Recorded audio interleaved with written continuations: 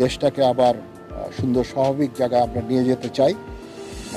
আমরা ছাত্রছাত্রীদের সাথেই আছি, তাদের সাথে নিয়ে গণভবন দখল করব। হঠাৎ সংবাদ সম্মেলনে নিয়ে প্রধানমন্ত্রী কি হুঁশিয়ারি দিয়ে একই বললেন বাংলাদেশের সেনাবাহিনীর সেনাপ্রধান। বিস্তারিত দেখুন পুরো ভিডিওতে। দর্শক, দেশের বর্তমান পরিস্থিতি বিবেচনায় আইন শৃঙ্খলা পরিস্থিতি নিয়ন্ত্রণে গতকাল সন্ধ্যা 6টা থেকে অনির্দিষ্টকালের জন্য কারফিউ জারি করেছেন সরকার। তবে এই কারফিউ প্রত্যাখ্যান করেছেন আন্দোলনের সময়করা। এদিকে ছাত্রছাত্রীদের পক্ষ নিয়ে বাংলাদেশের সেনাবাহিনীর সেনাপ্রধান বলেন, আমরা বাংলাদেশের জনগণের পক্ষে আছি, তাদের জন্য আমরা সবকিছু করতে পারবো। আজকে থেকে তাদের নিরাপত্তার দায়িত্ব আমাদের। সেনাবাহিনীরা আর কোনো ছাত্রছাত্রীকে রক্তাক্ত করতে পারবে না। দেশের জনগণের অনেক সম্পত্তি ধ্বংস হয়েছে, তো সেগুলোকে রক্ষা করার জন্য মূলত এবং জনগণের নিরাপত্তা দেওয়ার জন্য আমাদেরকে সেনাবাহিনীকে নিয়োগ দেওয়া হয়েছে।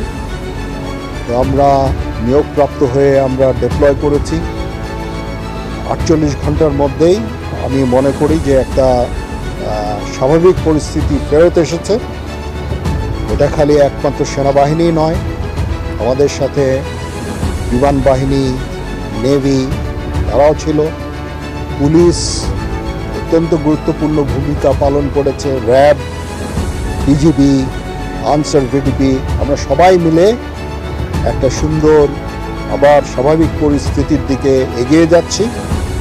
তো ইনশাল্লাহ আমি মনে করি যে যদি আমরা সবাই একসাথে কাজ করতে পারি তাহলে আমরা এই পরিস্থিতি আরও উন্নতি করতে পারবো।